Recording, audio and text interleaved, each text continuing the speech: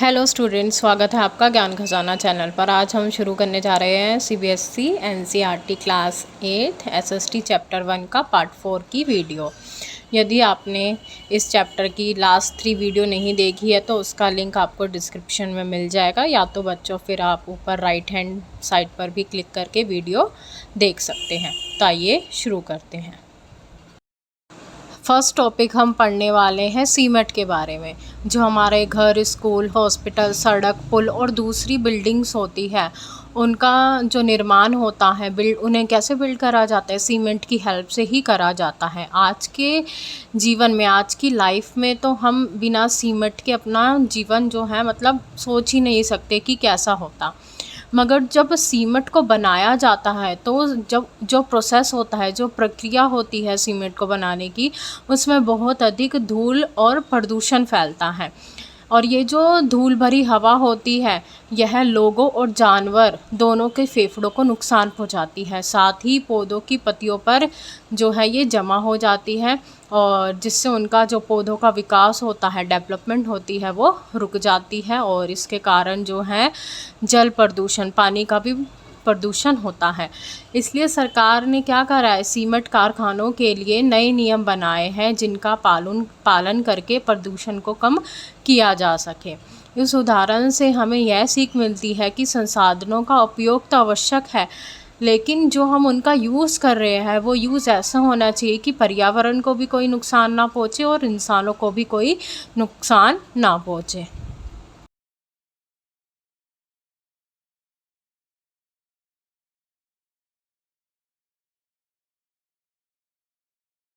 अब हमें एक पिक्चर दिखाई गई है जो जैसलमेर के एक किले की है। ये जो किला है पहले मिट्टी से बनाया गया था और बाद में इसे पीले बलुआ पत्थर से दोबारा बनाया गया। तो जब पुराने लोगों ने इसे मिट्टी से बनाया था, पहले के लोगों ने, तो हमें उससे क्या पता चलता है कि जो पहले के लोग थे वो कैसी चीज़ों का यूज़ करते थे? स्थानीय चीज़ें मतलब जो आपके आसपास ही मिल जाती है। मिट्टी तो मिल ही जाती थी, उस टाइम जंगल हुआ करते थे, और वो ऐसी चीज़ का यूज़ करते थे जिससे प्रकृति को भी नुकसान ना हो। मिट्टी से बनी किसी चीज़ जैसे कि किले का क्या प्रकृति पे कोई नेगेटिव असर पड़ेगा? नहीं। तो हमें क्या पता चला कि पुराने लोग जो थे वो प्रकृति के बारे में अच्छे से सोचा करते थे, प्रकृति को नुकसान पहुँचे ऐसी चीज़ें वो नहीं बनाया करते थे। नेक्स्ट पिक्चर हमें देखने को मिलती है वो है एरोविल अर्थ इंस्टीट्यूट की। और इस इंस्टीट्यूट की सबसे अच्छी बात क्या है कि इसे जो है मिट्टी से बनाया गया है।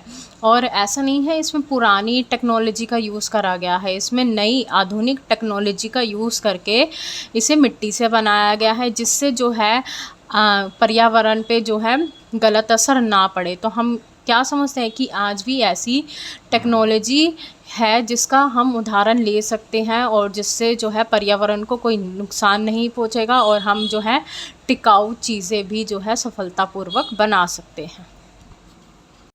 चलिए अब एक इंटरेस्टिंग टॉपिक पढ़ते हैं जिसका नाम है वृक्षायुर्वेद।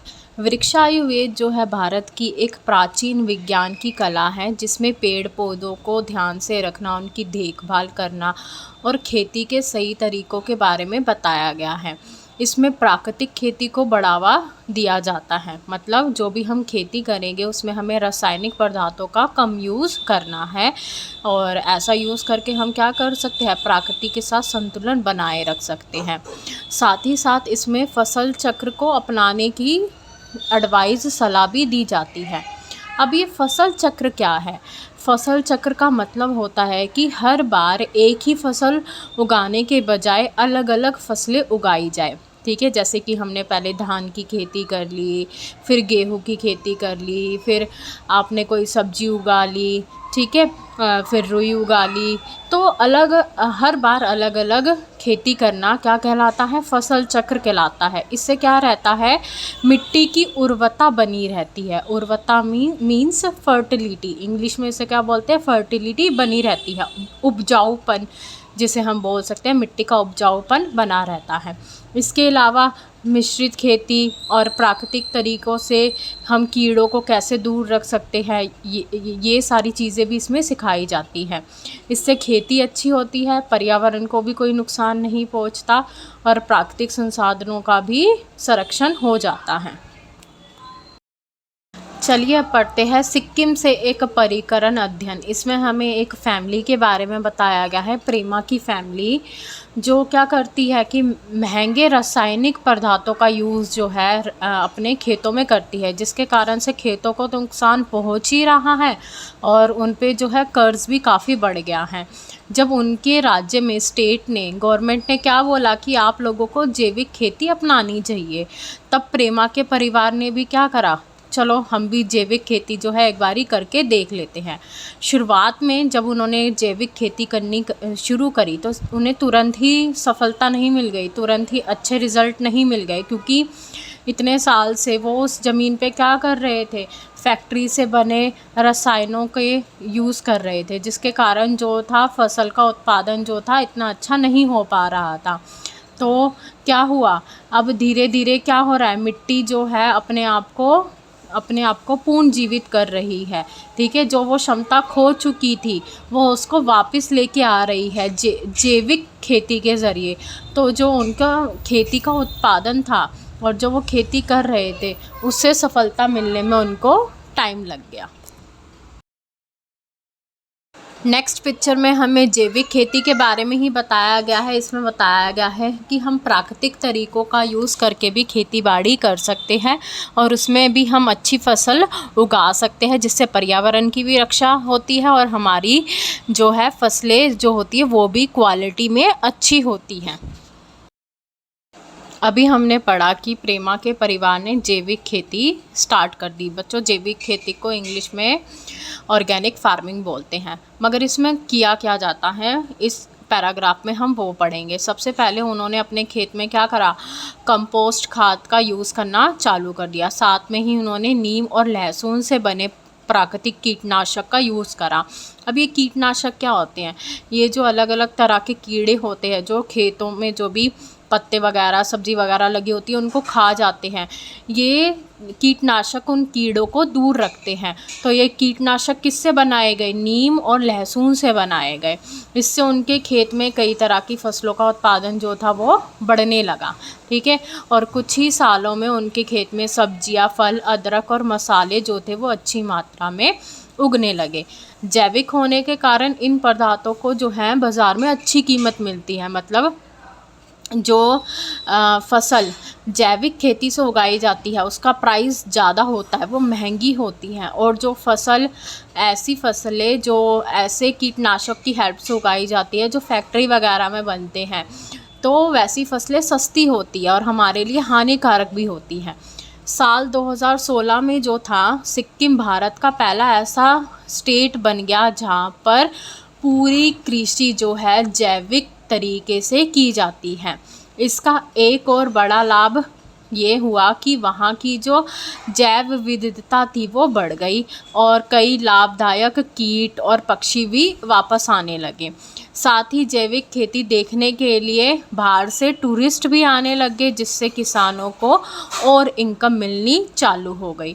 ये जो एग्ज़ाम्पल है हमें ये सिखाता है कि जैविक खेती पर्यावरण की तो रक्षा करती ही है, साथ ही साथ जो किसानों की आमदनी सैलरी है, या आमदनी को सैलरी बोलते हैं एक तरीके से, वो बढ़ाने में भी हेल्प करती है। देखो, जैविक खेती होएगी तो वो महंगी बिकेगी, बाहर से टूरिस्ट वगैरह भी अच्छे हरे भरे खेत देखने आएंगे तो उनको फ़ायदा होगा।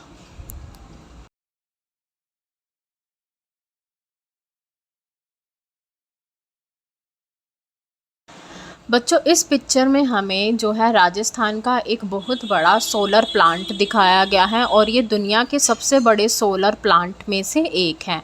अब इसमें क्या होता है, यहाँ सूर्य की रोशनी से बड़ी मात्रा में क्या बनाई जाती है, बिजली बनाई जाती है। और ये राजस्थान की जो करंट में वर्तमान में जितनी उनको अभी बिजली चाहिए उसका 15% बिजली तो यहीं से बनती है। यह चित्र हमें दिखाता है कि स्वच्छ और नवीकरणीय ऊर्जा भविष्य के लिए कितनी महत्वपूर्ण है और ये एक बहुत ही इम्पोर्टेंट ऑप्शन है हमारे लिए। अब ये जो टॉपिक है हमारा ISA बहुत ही इम्पोर्टेंट टॉपिक है, इसको आप अच्छे से समझना। अंतर्राष्ट्रीय सौर गठबंधन, जिसको हम इंग्लिश में बोलते हैं इंटरनेशनल सोलर अलायंस। अब इसमें क्या था, ये एक ऐसा अलायंस था जो भारत और फ्रांस ने मिलकर चालू करा था 2015 में। और इस अलायंस का मेन उद्देश्य क्या था कि दुनिया के सारे देशों को साथ में लेके आना जहाँ पर जो है पूरे साल धूप रहती है, ठीक है। और इनका मुख्य लक्ष्य क्या था कि इन्हीं की हेल्प से वो सौर ऊर्जा को यूज़ को बढ़ावा दे, ठीक है। यह संगठन देशों को सौर ऊर्जा से जुड़े प्रोजेक्ट शुरू करने, उनको नई टेक्नोलॉजी के बारे में बताने और उनको जो है फंड निवेश करने में मदद करता है।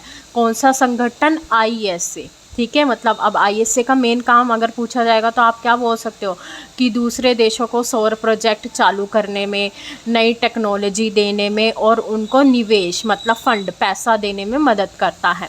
भारत भी इस गठबंधन का जो है एक इम्पोर्टेंट मेंबर है और यहाँ सौर ऊर्जा के उपयोग को लगातार बढ़ा रहा है। आपने भी देखा होगा कि आपके आसपास के कई घरों पर क्या लगे होते हैं, सोलर प्लांट्स जो हैं आजकल लोग लगवा रहे हैं। उनसे क्या होता है, जो सूरज की रोशनी पड़ती है तो वो बिजली जनरेट करते हैं, ठीक है। इसका एक अच्छा उदाहरण है भड़ोला सोलर पार्क, जो दुनिया के सबसे बड़े ऊर्जा पार्कों में से एक है। इससे हमें यह सीख मिलती है कि यदि सभी देश मिलकर काम करें तो वह स्वच्छ और नवीकरणीय ऊर्जा का उपयोग जो है बढ़ा सकते हैं और इससे पर्यावरण को भी रक्षा मिलेगी और हमारी आने वाली जनरेशन के लिए भी जो है रिसोर्सेज अवेलेबल रहेंगे।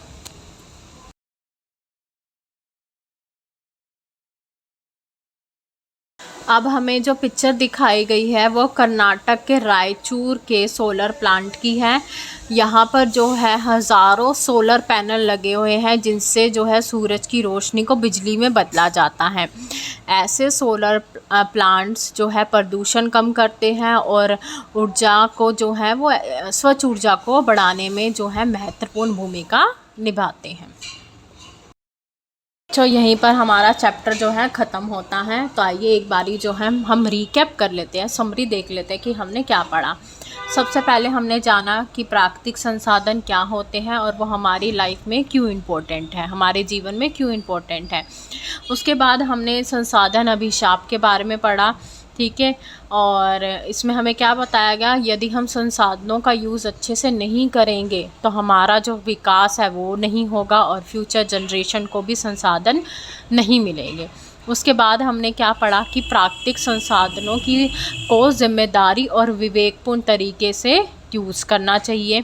उसके बाद हमने पढ़ा नवीकरणीय संसाधनों के पूर्ण भरण, वृक्षायुर्वेद, सिक्किम की जैविक खेती और अंतर्राष्ट्रीय सौर गठबंधन के टॉपिक्स के बारे में हमने पढ़ा। उम्मीद करती हूँ कि आपको ये पूरा चैप्टर अच्छे से समझ में आ गया होगा। अगर आपको ये वीडियो पसंद आई हो तो इसे लाइक करें, अपने दोस्तों के साथ शेयर करें और ऐसा ही वीडियो देखने के लिए चैनल को सब्सक्राइब करें। हम जो है नेक्स्ट वीडियो में इस चैप्टर के